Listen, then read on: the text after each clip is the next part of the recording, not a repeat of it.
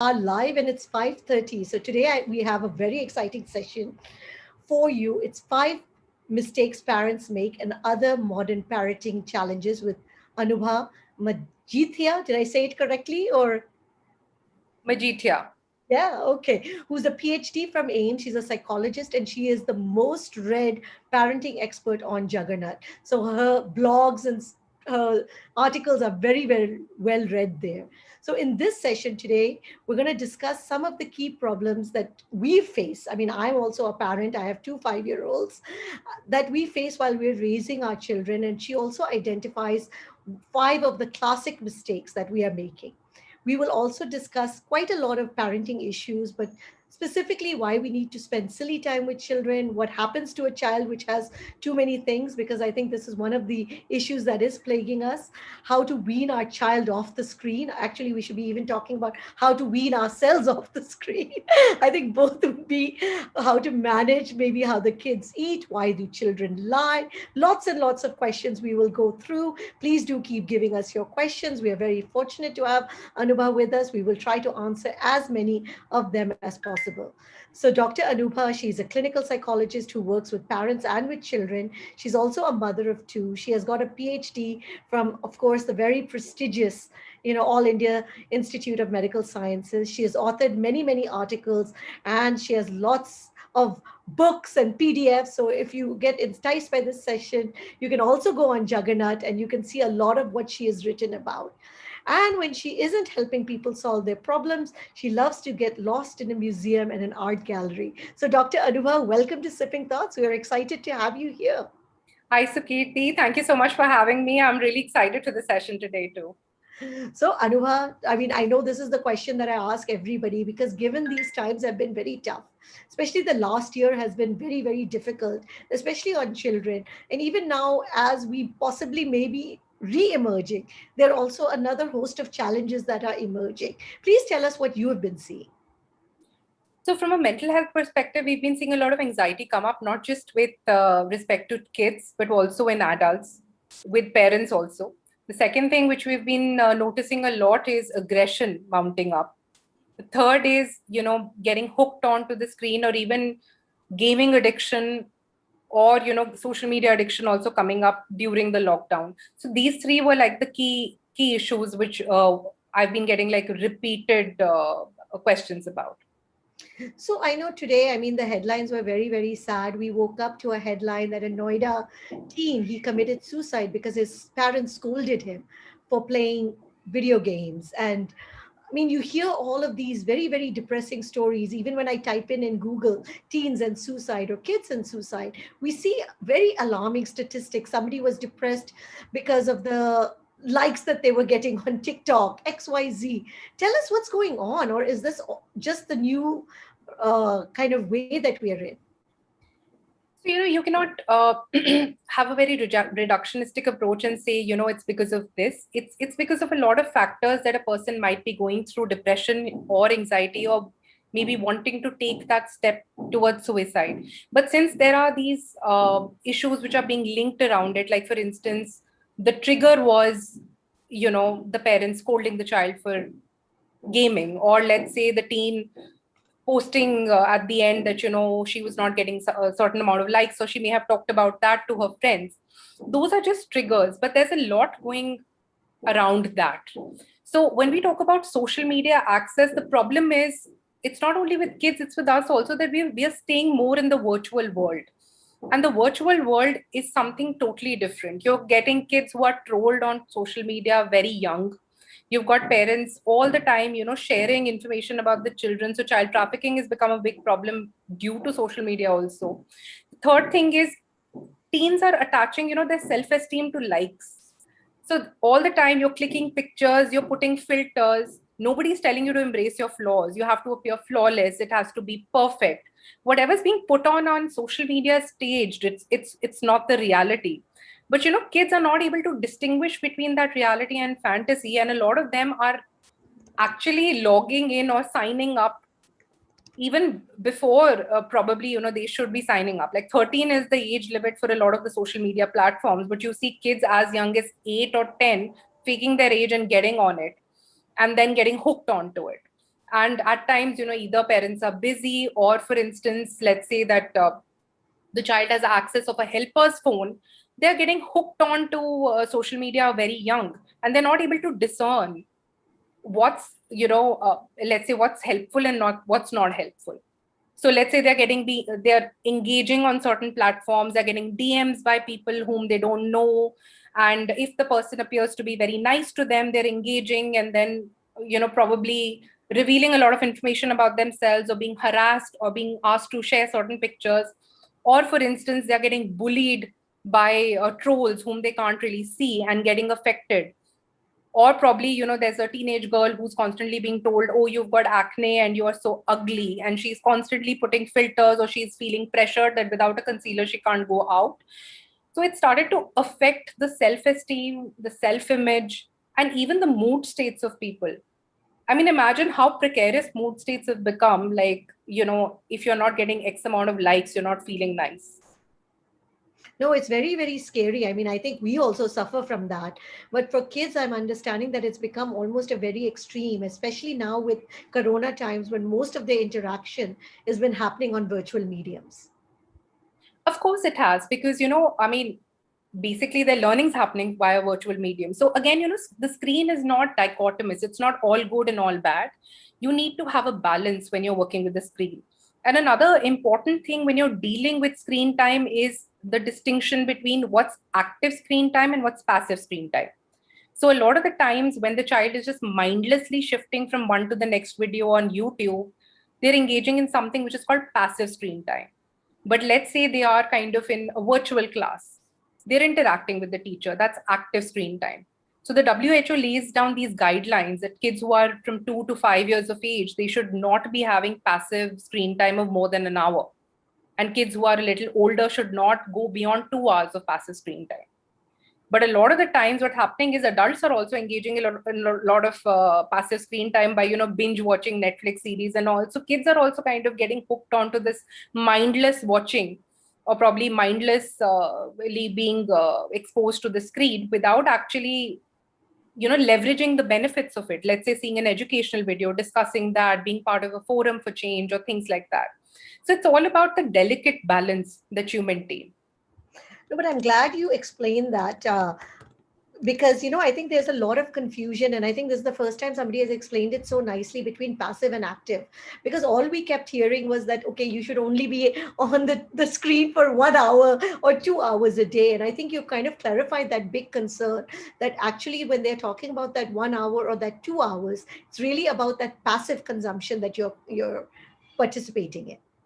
Sure. And it's also about the fact that, if let's say the child is being exposed to, let's say, a 2 hour virtual class, and the child isn't blinking enough, or probably is not doing when there's a break, he or she is not switching off the camera, they are ending up getting a lot of health concerns, and parents start panicking that, okay, if 2 hours was enough, why is my child starting to get glasses, or why are they getting, eye problems and all. So one good initiative which I found, at least the school taking on, at my kids' end, was that, they introduced eye exercises.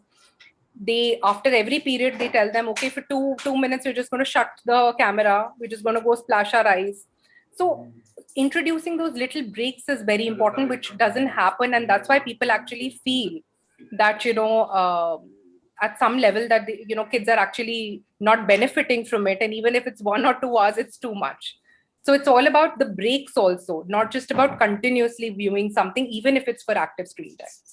So now my next question, you're a parent also, you've got two kids, and you're also a clinical psychologist. How do you balance the two? Because I mean, you've got so much knowledge, and you also are actually a real life mother. So how much is theory and how much is practical? So I think it's a hit and trial with parenting. So I do have like the theories of development which are going on in my mind, but my kids provide a reality check from time to time. So it's not that one advice can be beneficial to every parent. It's about giving a variety of solutions. It's about trying out a variety of things and seeing what helps you to maintain the balance. It also is about what resonates with your kids at the end of the day. So there's a healthy balance of both which keeps on going in my mind, and I'm like not a person who will stick to the letter. I do like to, let's say, color outside the lines from time to time. No, but that's what I also liked really a lot about your book. It almost seemed like a Bible. When I looked at all of the table of context, it kind of almost covers most of the common issues that we think about when we are challenged in parenting, as we so say. Sure. I mean, they're things which I've, gathered from experience, if not just from my kids, but seeing, clients, seeing other parents struggle with it, probably, family, friends, or others in the family as well. Like, for instance, relationships were not being talked about. It was kept hush hush. We are still open to talking about sex education, but we're not open to, relationship education. We don't want to, I mean, we don't know how to support a teen going through a breakup. So those were things which I felt were, being neglected, or even substance use. Why are we just kind of not wanting to look at it, and why do we feel that it cannot happen to our child? So I thought that there were a lot of pertinent issues which were, probably lacking somewhere, and I didn't want it to be very preachy. So that's why the whole book is also geared towards the whole practical aspect of it. And I draw from my experiences during my time at AIIMS, as a clinical psychologist, and also as a parent and as a friend to a lot of these parents who are struggling with these things. Now, one of the main things, especially because of COVID, this isolation has become a big concern for many children, as well as there's a lot of increase in domestic violence, even abuse. A lot of what you said, issues that are probably issues that we're not very comfortable talking about. Yes, of course. It's like we've been taking our freedom for granted for a very long time, and it's a reality check on that. And it's all to do with, you see the social experiments where you've got these, let's say, episodes where they're putting people in a house, and then earlier everybody is getting along, they're enjoying the company, but after a while everybody is kind of, getting on each other's nerves. So it's like whenever you're in a confined space, there is that natural tendency to feel anxious, and the anxiety is fueled by that uncertainty. Okay, when will the lockdown open, when will this go, when will I resume work? So there are a lot of question marks there, and that anxiety fuels the irritation and aggression. So it's not, as you rightly pointed out, it's not just happening with kids, it's also happening with spouses, it's also happening with parents and children, it's also happening with the domestic staff. I think we're all getting on each other's nerves because we're confined and we're constantly dealing with this emotion of uncertainty.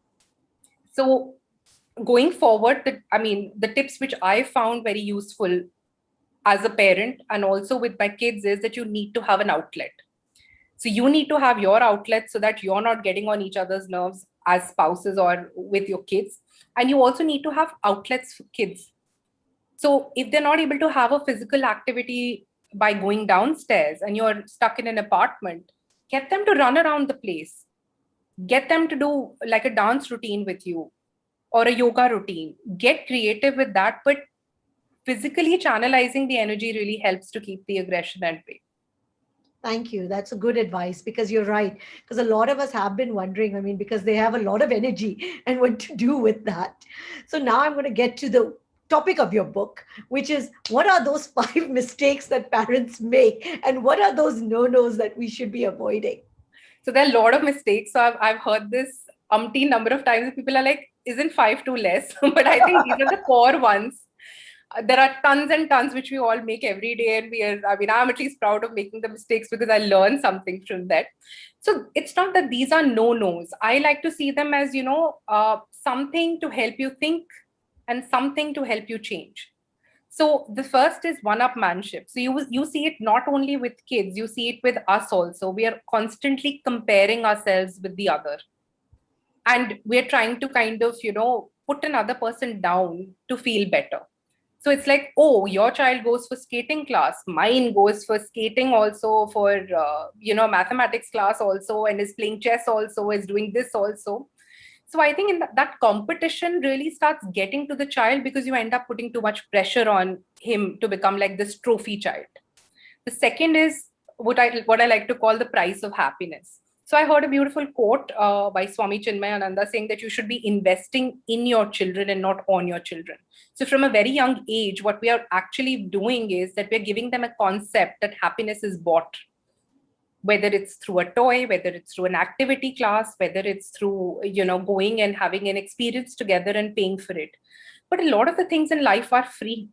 The other thing is when you're constantly indulging children with some or the other materialistic object, they are constantly tying their self-esteem and happiness around that. So that is again very toxic in the long term, because you cannot keep up with all the time pleasing them with gifts, gifts, and gifts, right? The third is over scheduling. So we love to schedule and have a discipline, but the problem is you don't know what's the difference between scheduling and over scheduling. So if you've got the kid attending school, then you're like, okay, he's going to class number 1, then class number 2, then coming home, doing the homework, and then having the screen time and sleeping. You're not giving the child room for just being, and actually being more creative. Like, I mean, a lot of the times you need, I mean, creativity thrives when you're actually incubating. When you have that spare time, you're just doing nothing, and suddenly an idea The pops into light your head. bulb goes off. Yeah, the aha syndrome. So that can only happen when you have flexible time in between, and you have like down times, and you're not like getting the child into a rigid schedule, so as to say. No, now Anubha, I'm going to ask the stupidest question, because we're so much into scheduling. How much downtime should we schedule for our kids? So downtime should be, I mean, again, it's like it depends on a lot of factors. So one is, how long are you working for?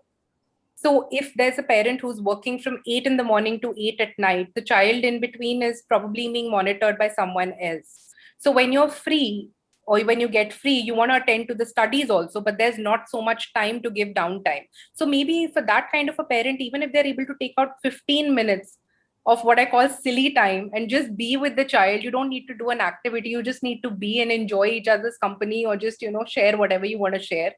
That's good enough. That helps the child thrive. But if you have more time and you feel that, we can do that for an hour, or I can just let the child be for an hour, good enough. So I think it varies for everybody depending on their work situation, depending on their home situation, and also about, let's say the child also. Some children are okay with the fact that you're giving them 1 hour. For some, it'll be too much or too little. So you have to factor in a lot of these things when you're looking at, let's say, scheduling downtime. Then the fourth is quality time. We're so obsessed with the whole concept of quality time, that whenever we have to be engaged with children, we have to make it count. It's not about the quantity or about the quality. It's just about time. It's just about spending time with your children, even if you're just being in that same space. A lot of the times teenagers don't want to talk, but if you're in the room, a lot of the times I've noticed that even with teenage clients coming in, they're like, mom's not spending enough time because she's busy on the phone, and I'm also tending to something. But if we're in the same room, I feel much better. So it's about the presence of the parent rather than the fact that you're actively engaging in something all the time. Then the Totally whole thing agree. about, I mean, and I would like to hear from everybody if they agree to that point. I think sometimes the kids just want you to be around. of course, they do. I mean, it's all about the fact that you're accessible physically and emotionally to them. That matters more rather than the fact that you're spending 1 hour with them and you're doing this amazing activity, or you're playing Scrabble, or you're doing nothing at all. It's all about being with the child. Then there's this whole thing about negative communication. So I think since the time that they're very young, we have this constant thing about paying attention to all the negative behaviors. The child is doing so many things positively during the day, but we're not paying attention to that. One mistake and you're off on the child. And a lot of the times you're telling them, don't do this, don't do that. All the time the child is hearing no, no, no. Or you're not doing this properly, you're not doing that. And a lot of the times they're internalizing that and actually developing a negative self-esteem. But if you start focusing on, oh great, today you made your bed, or you've picked out a lovely outfit, or that's so nice, you were able to finish your classwork, and then you're criticizing, okay fine, okay, the homework's taking a little longer, the child will not feel threatened, the child will not feel bad about themselves. So I feel for every one negative comment that you're giving to them, or every no that you're saying, say yes to them at least twice. All right, that's good. You've given us a ratio. 2 yeses to 1 no. So I'm gonna ask a question, and I know because a lot of our audience and a lot of my friends, all of us face this. We call it the rich baby syndrome or a one child syndrome, where kids are being really, really pampered. And you also brought that up, and maybe too much because we feel that okay, you know what, I can give it. Why should my kid not have the best? Why should they not have whatever it is that I can provide for them? But a lot of people are also feeling that is this conflicted? Are we giving them too much and are we over pampering them? So it's called the little emperor syndrome. Also, I'm adding a new word to your vocabulary. So it's like, okay, fine, you couldn't have, a lot of the times it's like, I couldn't have it, so my child should have it. So people are coming from a place and like that, or they're probably wanting to do that because they're not able to spend enough time, or they feel that, oh, I have access to this, so I can provide this, so hence my child deserves the best. But the thing is, if you're satiating every desire, even before it's articulated, you're, somewhere killing that motivation to want something or to really work towards something. So it's never about the fact that you're just constantly giving them something or the other. Tomorrow when they go to the school or even a preschool, there may be two more other kids wanting the same toy. So the teacher's not going to say, no, no, no, no, that toy only belongs to you because you're used to having everything in life. So if you're giving your children everything all the time, they also have adjustment issues. Because in school, whether it's classes, whether it's work, or whether it's relationships, everybody's not going to say yes all the time. So kids need to be trained to, listen to a no from time to time, to be more adjusted. And the second thing is also to have that kind of a feeling that I can work towards something or I can achieve something by my own hard work and labor rather than something just dropping into my lap. So you've got a lot of that entitlement syndrome also coming along with, youngsters that, throughout probably the school years, the parents always taken care of everything. And they've said, no, you do whatever you like. You don't need to do anything you don't like. What happens is once the child gets out of that nest and is ready to fly in the office or in the university, it's not like that. They're not told that, you can only do what you like. So whenever they have to, learn to handle dislikes, there's like this total disconnect that, oh, no. And your parents not going to be calling up your boss and saying, oh, please make it easy on the child. So I feel it's great to pamper, but get the child to work towards getting that little gift that you want to present, or probably, sometimes hold out because it's fine, or sometimes say no because the child needs to understand that, failure and rejection is also a part of life. Yeah, no, it's a difficult one because a lot of times people are feeling that that cord is also not getting cut, especially with Indian parents. It's never cut within parents. Now, I mean, I think one of the ones that we all deal with is the age of tech. And this is also one of the chapters in your book. And this is causing a lot of people a grave concern. There is so much confusion, and you talked about it a little bit. How much is okay? I mean, I think a lot of questions even come up with how much and when should I give my kid a phone? When should I do X? And, because everything is becoming so digital. So, how much is really okay? So see, how much depends on what they want to use it for. That's like the first thing. Like for instance, fine, you can give your child the tablet, but all the time if the child's on the tablet, it's not healthy for the child. So for every 1 hour of virtual learning, give them about another hour of physical activity or 2 hours of physical activity or something which is not to do with the virtual space. So it's about, again, keeping a balance.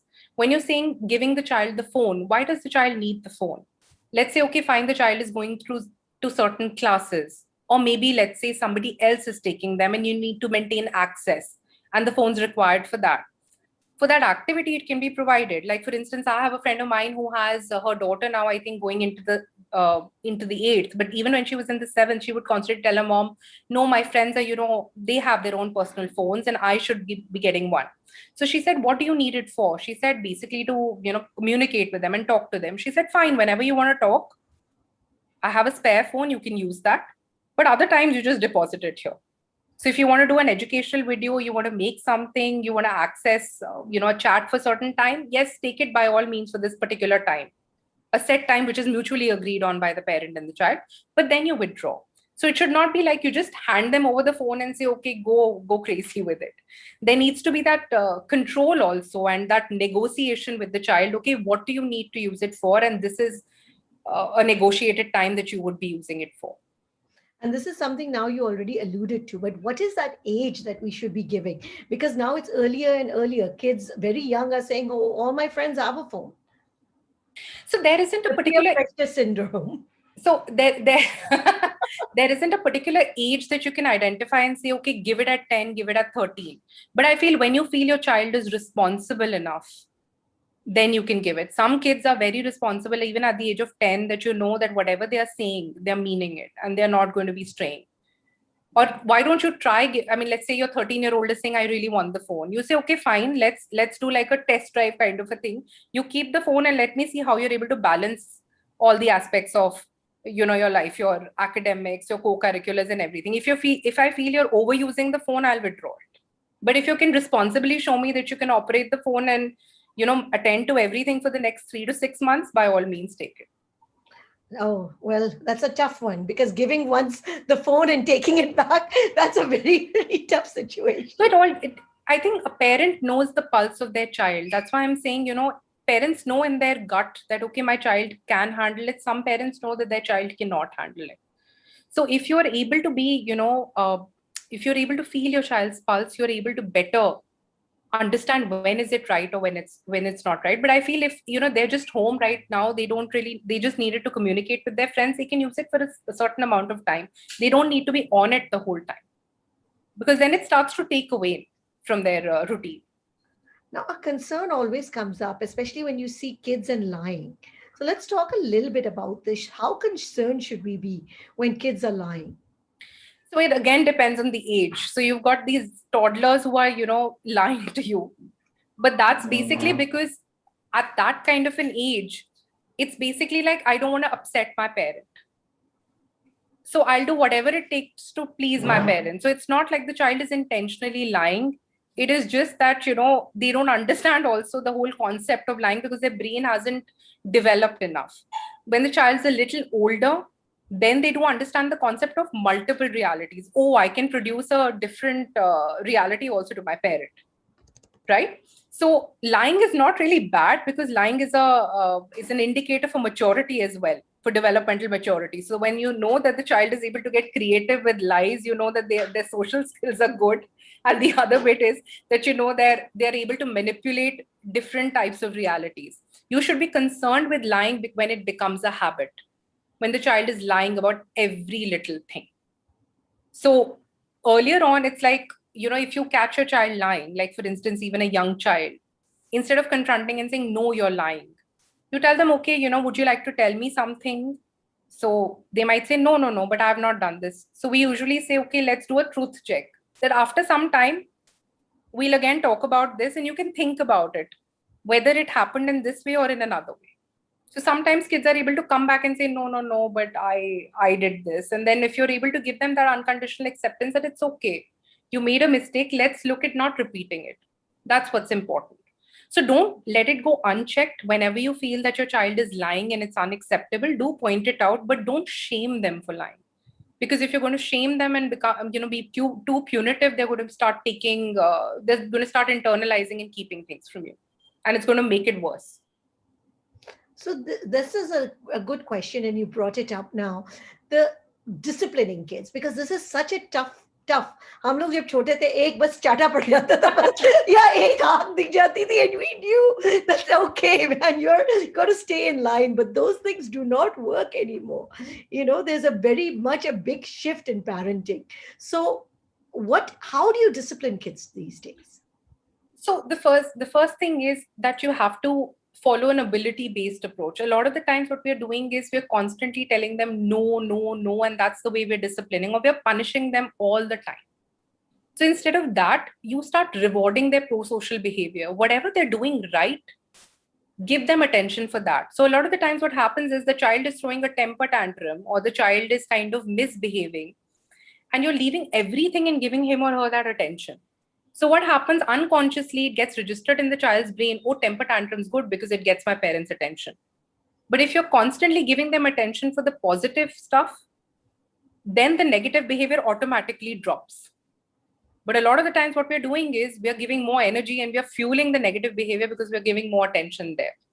The second thing is the concept of rules. What's acceptable, what's not acceptable. And don't just come up with these are my rules or it's like my way or the highway. It's about having a discussion. Like for instance, in my kids' school, there's this concept of circle time where, kids are put in a circle and they're asked about a particular thing. Okay, what do you feel about this? So what should be the class rules like?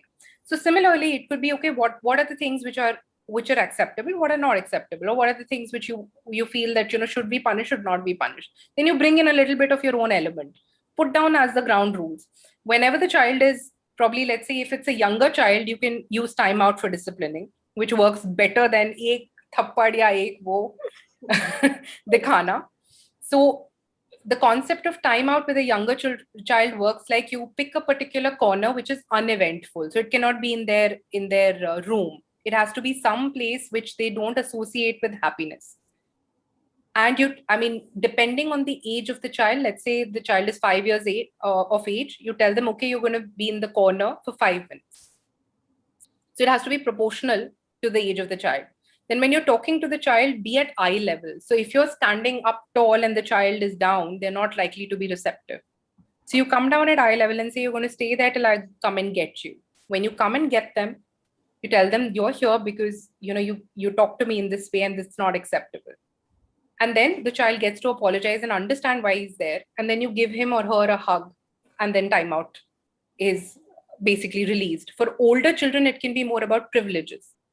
Let's say they are, getting that screen time for about an hour to just browse through Netflix or connect with their friends for about an hour on, let's say, a game. You say that privilege is withdrawn because you misbehaved with me for the day, not like forever. So it has to be something which is tangible and something which is workable. Good, because this is one of the ones that is a bit confusing, especially nowadays. But tell me, is there such a thing as overparenting? I mean, do we like overparent our kids? And I would say overparenting to me is like, helicopter parenting, when you're all the time on the child's head and you're not letting them do anything on their own, whether it's feeding themselves or reading on their own or, making a project in a certain way. So what parents are doing is the whole time they want perfection from the child. So they end up putting too much of pressure and all the time they're monitoring everything the child is doing. And they're telling the child to do certain things in a certain way. There, I feel, you're being a helicopter parent or you're over parenting, or the tiger mom syndrome, which was also being discussed in the media a while back. so let's talk about when we also tend to become over parents when it's kids and exams. It stresses them out, but I think it stresses the moms out even more. So how can we help kids be successful when we're talking about exams? So exams, I have some very, very simple tips that you can follow. One thing is that, a lot of the times you'll see kids studying late at night, whereas the exam happens in the morning. So their brains are not tuned to be, active in the morning. Their brains are tuned to be active at night. So on holidays also, this whole thing that, the child is studied till 1 or 2 at night and is getting up later. Instead of that, if you can encourage the child to be active when the child actually has to write the exam, that's number one. Number two is, even though they might be having a good, concentration at night, try to still inculcate that they are more active during the day or during the morning. Because we are all working with diurnal rhythms. You will notice that every day, if you're waking up at 6 with an alarm, on the 5th day, you don't need the alarm. So every day, if the brain is active between 9 to 12, it doesn't need to be, artificially jump started on the day of the exam. Oh, now you need to pay attention between 9 to 12. So that's the first mistake which a lot of us do when we are, prepping for exams. The second thing is when you're learning, a lot of the times, people are just reading and cramming. So instead of that, engage all the 5 senses. How does the teacher know whatever needs to be explained without actually looking at the book? Because she's speaking, she's seeing the information, she's hearing it, she's putting it in context, and she's writing it. So she's engaging all the senses. So the retention is longer. The third thing is make exams a habit. So we have this whole hawa around exams that, that, okay, fine, the child throughout the year is like studying and doing tuitions and everything. But when the exam time comes, they start sweating and palpitate. So instead of that, from the day go, start this little mini examination thing on weekends. Get the child to sit for a certain amount of time. So a lot of the times, even exams, the problem is also about writing. The child is constantly reading, not used to writing all the time. So is not able to complete the paper. And they're not able to answer a particular question within a particular time frame. So if from probably let's say when they get into class, probably from the first month itself, every weekend you have like a test Sunday, it takes that fear out of giving tests, and the child's brain is also processing information faster rather than thinking too much about it and looking at it. Then a great way is also to create voice memos. So if you have anything to kind of remember, just like you remember a song very easily, you may not like the song, but you've listened to that song 5 times, you remember all the lyrics. So if you can create voice memos, you're sensitive to your voice, you keep on playing them when you're not feeling active or irritated, the thing is still seeping in. So these are some of the tips that I can share, which can basically help your child probably ace exams. Very nice, very nice. But now coming back to the parent, the pressure that we put on the kids, how do we deal with that? And how, because parents also get very anxious. So, see, if you're going to get anxious, the child's also going to get anxious because the child is feeding off your anxiety. The other thing is you're viewing the examination, and you're also giving the child this kind of a view that the exam is a make or break situation. No, it's not. If you're able to kind of relax yourself, look for an outlet, and just say, okay, fine, what we need to do is do our best. It's not that you have to get 90s or hundreds or whatever it is to ace. And if, let's say, you don't get the next 90, how can we help you get closer there? And another thing is, not all kids are academically oriented. Let's say your child is great at sports, he doesn't like academics. Why are you pushing him to get that 90? Why cannot it be that you're encouraging him in sports, and probably either getting through sports quota or looking at co-curriculars as a alternative career? Why does it always have to be exams only or academics only? So if you're able to see that where does your child's passion lie, the second thing is establish your own relaxation routine, get an outlet so that you're not making the child feel threatened. The third thing is, if you're relaxed and if you give the child that thing that is just an opportunity to do better and not like a do or die situation, you tend to be more relaxed and calmer, and the child performs better. Now I'm going to do a few quick fires with you so that these are really, really fast before we take the audience questions. Friend or parent, which one should you be? Parent. What are the most important resolutions a parent needs to make? Spending more time with the child. The second thing is having open communication, and the third is giving warm hugs and kisses whenever you can. You have a quote which is talk about the 3 P's of modern parenting. What are they? Personality, passion, and potential. Wow, fantastic. Thank you. We're going to take a lot of questions that come in from the audience. So I'm going to ask them so that if they can unmute. So the first one is from Bhanumati. Go ahead. And then from Tushara. And then Hi. Shalini. Go ahead. Yeah, nice. You have given me a chance. Okay. This one, I'm 58-year-old. Okay. So my sons have grown up, and the mistakes, whatever I have, I means me and my husband have done.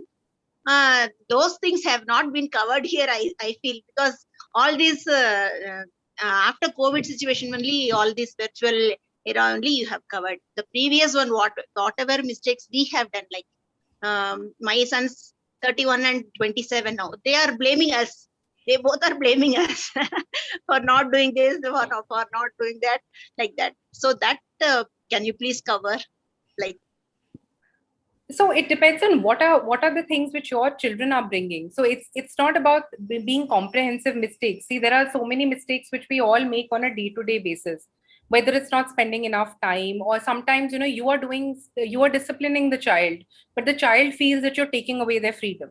So every child has a different perception. So let's say if your boys are saying, you did this and you did that, it's important for you to sit down with them and say, okay, fine, I know that I mean, we have aired on these occasions, but we would like to make them up, or at least get you some closure around it.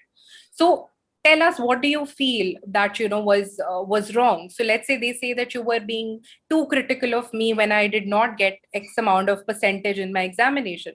You could just say that at that particular time, maybe I thought that that was important, but I should have spoken to you. I should have realized that you were the one who was giving the exam and feeling that pressure.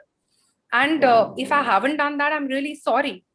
But today what you are is not based on that one examination. Even despite the fact that at that time I was critical, today you are still, you've still got into a good university. You are still going to do well in your profession. So you are not a result of just that one mistake or that one event which went wrong. So no mistake is irredeemable. But it's important to get closure on it and have that dialogue with them. Thank you. The next one we'll take from Tushara. I'm asking you to unmute, or otherwise I'll ask your question on your behalf. Go ahead. Good evening, ma'am. Good evening, ma'am. Can you hear me, ma'am? Yes, we can. Go ahead. Okay. My daughter is 12 years old. What's happening is she's suddenly catch interest on something for a month or two, and then immediately she will lose the interest over that. She doesn't have any consistent interest in a subject. For example, once she told me that she want to go to abacus class, and after 2 months of going, she suddenly asked me that she don't need to go. Okay. Why it's happening so? That's happening because she's a teenager. Teenagers are fickle-minded. They keep on changing their minds. And the other thing is they are also probably getting influenced by what their friends have to say. So she may have signed up for... She doesn't have any friend also. Okay. She spend her most of the time in reading books. She only likes that. Okay.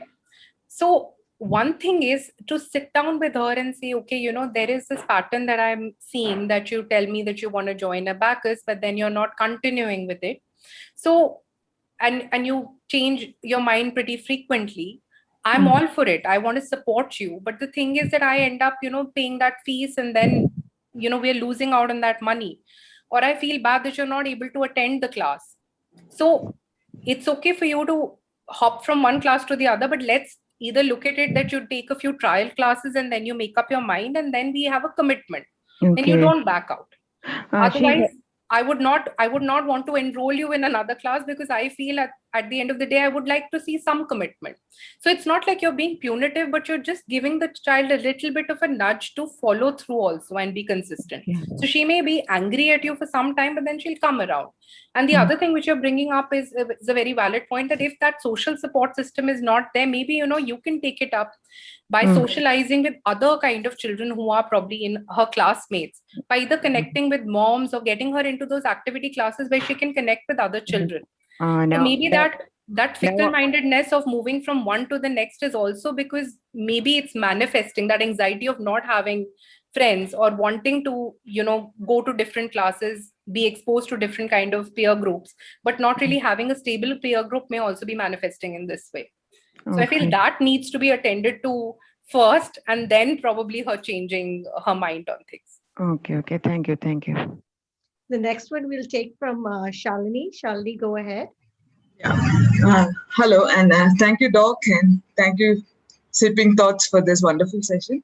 So one thing I would like to ask is, like, as a parent, your child is fearful of some subject, and we know that we don't want them to score, especially when it comes to maths. I do not know, they have this fear.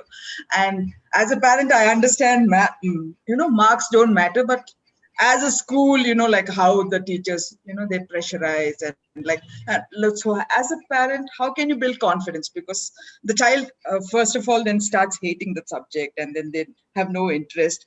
But then, school accept that they pass, or, you have some aspirations. So how do you manage that? Because I understand as a parent, it's okay, max doesn't matter, or you don't take you further, but then how do you build that confidence so that at least you can clear the subject or something like that? Because then they start hating it. Sure. So the way to cut fear is to desensitize. So it's just like, for instance, if you're scared of the dark, you will not put the child in a dark room, right? Or if, let's say, he or she is scared of the dark, initially you will be like, okay, fine, let's stand in the lit lit room, and then let's dim the lights a little bit, then dim them further, and then face the darkness. So you have to take it in a staged manner. So one thing is, a lot of the times, he or she may need that external guidance. So at times, tuitions are also shunned, or kids are only going for group tuition. So if you feel your child needs a one-on-one attention, if you can't provide it, you get somebody who's good at it.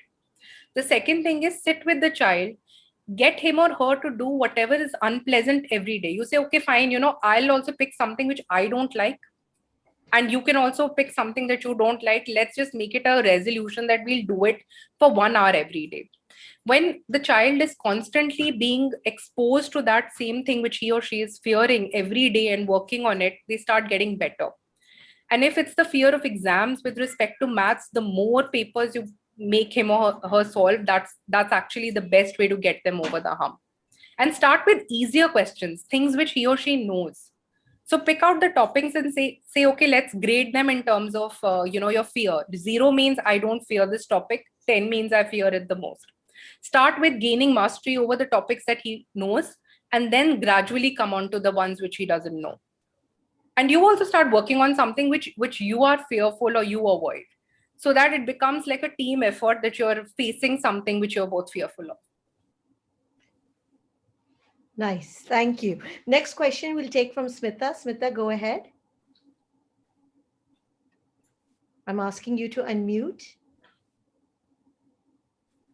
Otherwise, I'll take your question for you. She says, why do kids always lie or hide something, even though you have never prevented them from doing it, or they have never been denied? So it's different factors. So one thing is, you may not have denied, you may not have said anything punitive, but the child feels or somewhere has that, fear, either which is introduced by their peer group or by any kind of the media or even by teachers, that you should not be doing something wrong. And if you're doing something wrong, you're going to be hurting your parent.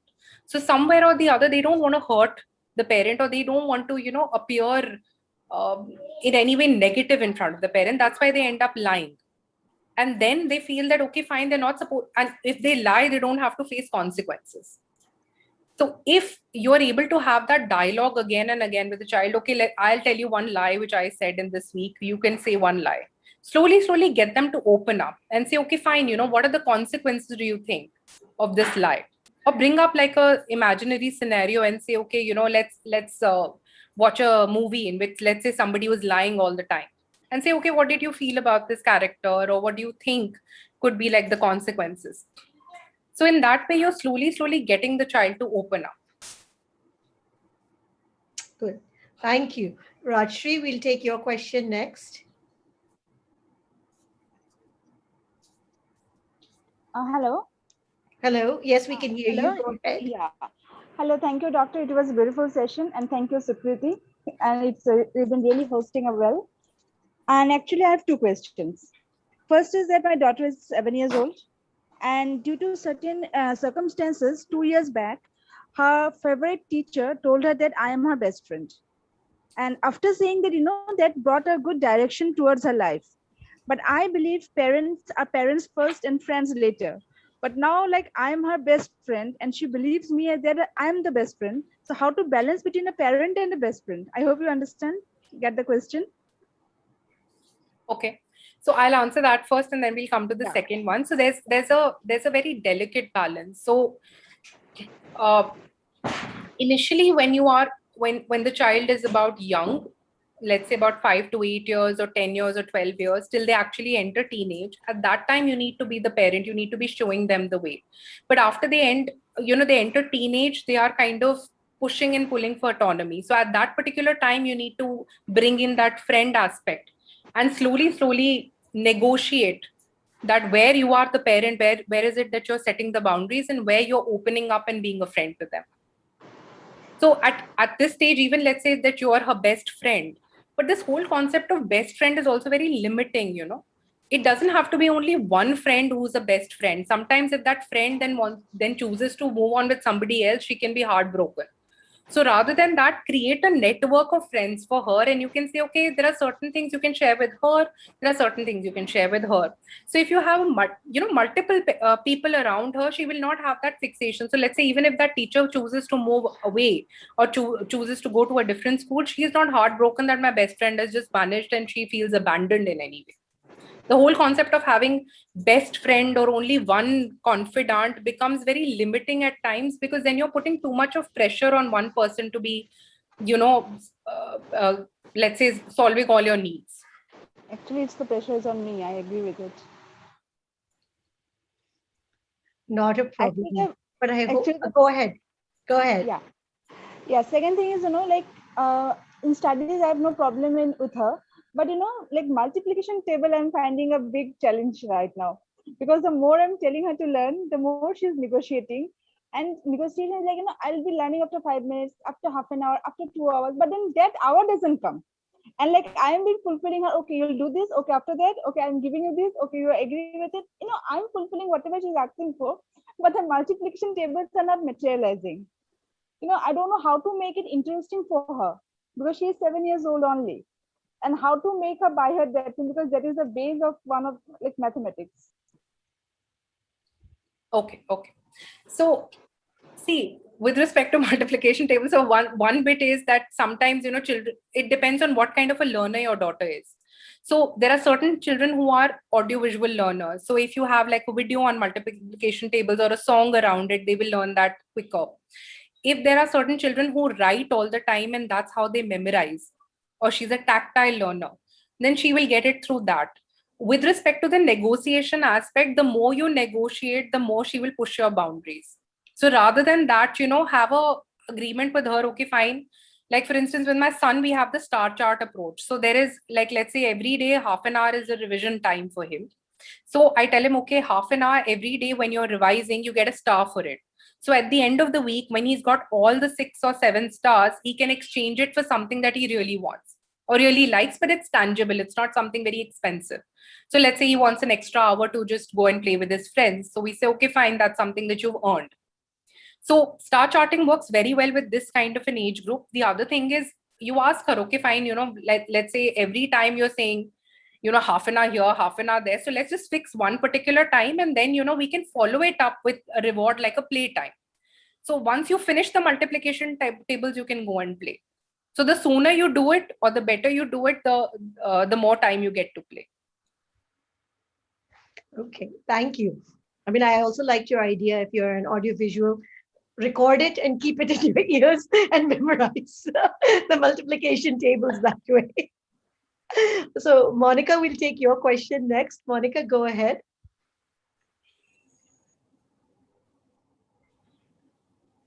Monica? Otherwise, I'll ask your question on your behalf. I have a 13-year-old boy. Now his behavior has changed a lot. When I want to give him personal touch, he runs away from me. He spends 2 to 3 hours on the phone playing online games. How do I handle him? Handling him alone as his father is in the field. Okay, fine.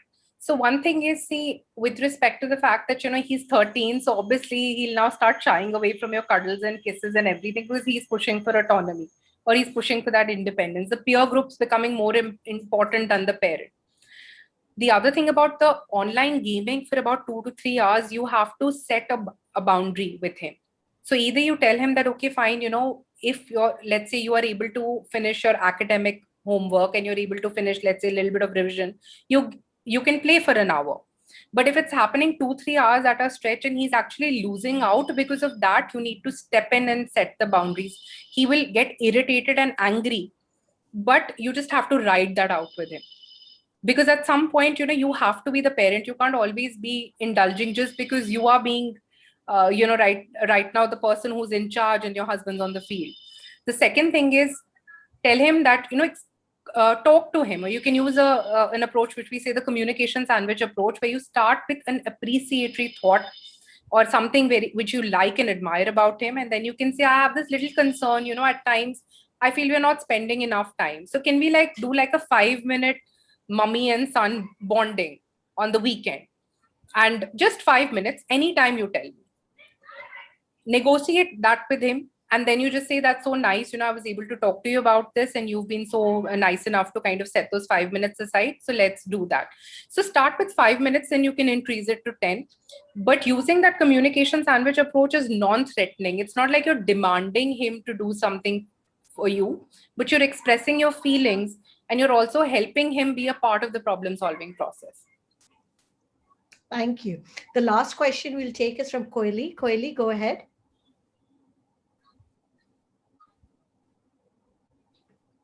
Koili says, second, she has no interest in studies. Oh, go ahead.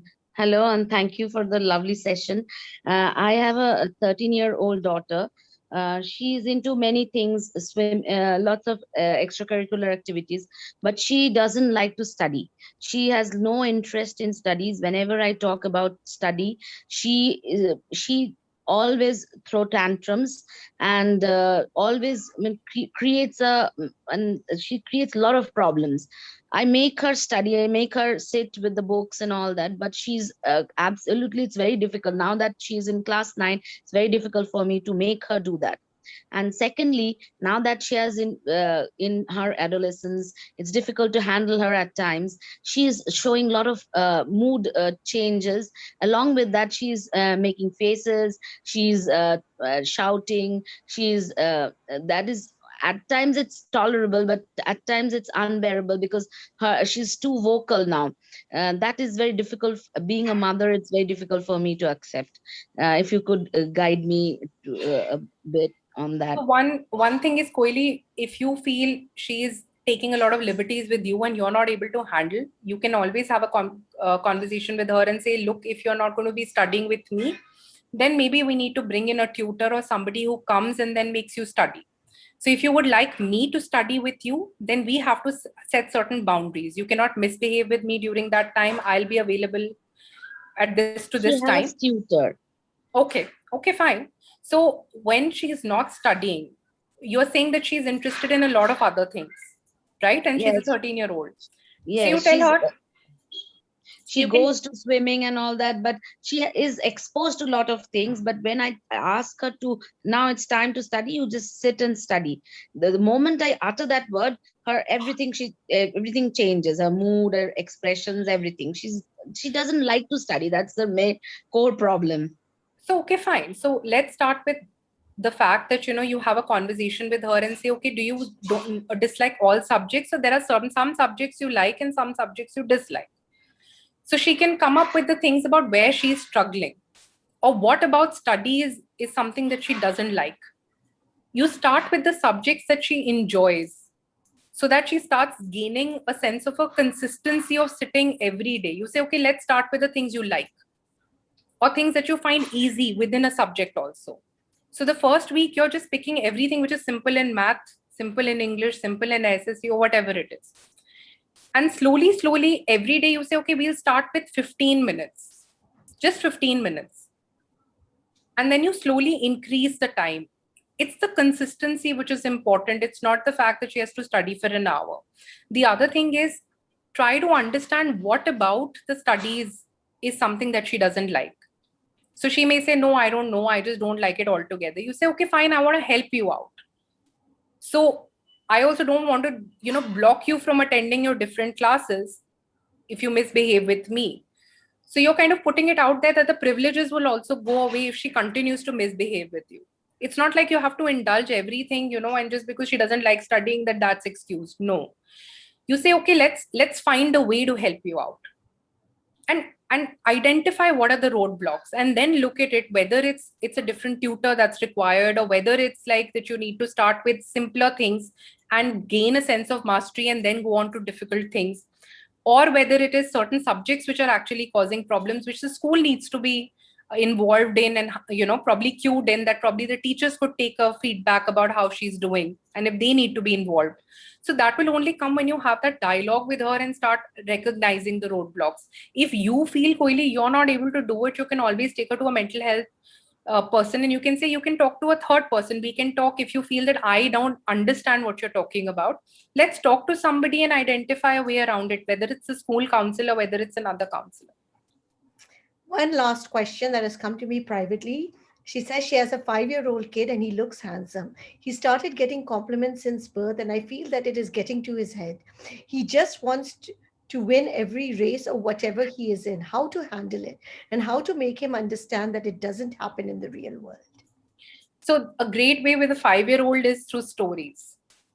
So if you have, let's say the 5-year-old has a character that he or she likes. So you create a story around it where probably that character isn't coming first in the first race.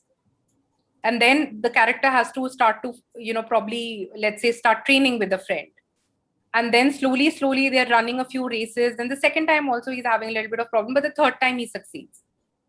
So children who are that young are, stories are a fascinating way to get a lot of these concepts in. So that's, I think, which should be a starting point. The other thing is also like, let's say, okay, he's getting all those compliments and everything. That's fine. But at times, if you feel that he is being too vain or is doing something negative, you can just say, oh, you have all these great qualities, but this I felt really bad about. So don't shy away from giving criticism from time to time as a reality check. But stories are a great way. Art or stories are the best way to actually get that message across to a 5-year-old. That's how we've been doing. I mean, the whole thing about the tortoise and hare was something which taught us that, it's not only the fastest who can succeed, it's also the one who's consistent but slow who can make it. That has stayed with us all throughout. Yeah. Or Pinocchio about lying and the nose getting longer. The whole concept of why lying can be hurtful. Those stories stay with you forever. So stories are a great vehicle to explain these concepts to kids. Fantastic, Anubha. And I don't know where the hour went, but it was really, really quick. Any last tip that you'd like to give us before we say goodnight? I have a small activity which I would like all of you to do. You don't need to do it right now, but you can always do it. It's a great way to lead a balanced life, and it's a great tip that you can share with your kids. So a lot of the times you're getting stressed out, either kids, as you mentioned, whether it was the gaming or whether it was academics, that kids are feeling pressured, or you also as parents are feeling pressured to perform either in your work sphere or be the best mom or whatever it is. So Kirti, if I was to tell you that, let's take a pizza, and there are no slices to this pizza, you have to gobble it up at once. What will happen? Wow, it'll be interesting. I'm just imagining picking up the whole pizza and eating it. But will you relish it? That No. But if I said that, let's cut it into slices and one slice fell on the floor, will it take away from your experience of, relishing your pizza? So a lot of the times what's happening is we're gobbling up the pizza all at once. Either it's the work with which we are associating our self-esteem, or it's friends, or it's a relationship. But if you recognize that there are different aspects, so you can create a circle for yourself also and for your child also, and split it up into 6 segments. So one segment can be family, one can be friends, one can be work, one can be interests and hobbies, one can be physical fitness, one can be, let's say, finance or any other domain which is important to you. Look at what's working well and what's not working well. A lot of the times, most of your domains are working well, and you're just associating your happiness with that one slice which fell on the floor, or you're trying to gobble it up as just that one particular slice. So if your week or your day represents all those different domains, that is, you're able to spend time representing all of them, you're leading a balanced life as an individual, and your child is also not associating their self-esteem with just, let's say, the academics or a friend who doesn't want to talk to them or a breakup they went through. Fantastic. Thank you, Dr. Anubha. It's been a pleasure to have you on Sipping Thoughts. And I know a lot of people, I'll just repeat what they're saying. Excellent session. Thanks for the wonderful session. Very informative session. So I think we all gained so much. And with that, I will end for tonight and wish you all a great weekend.